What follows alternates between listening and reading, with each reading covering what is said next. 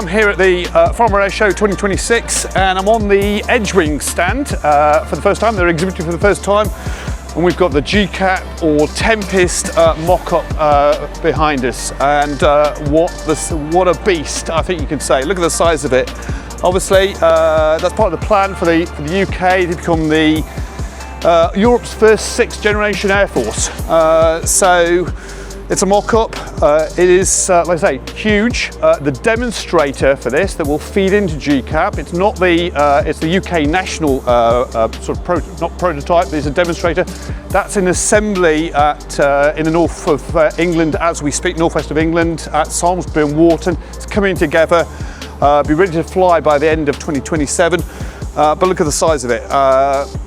Big weapon bays, twin engine, and a huge wing.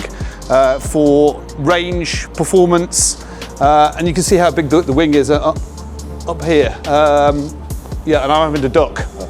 As we come out to we've got twin tails and a very interesting here, sort of stealth exhaust ducts, and it's all, like I say, it's a low observable 6th generation combat aircraft.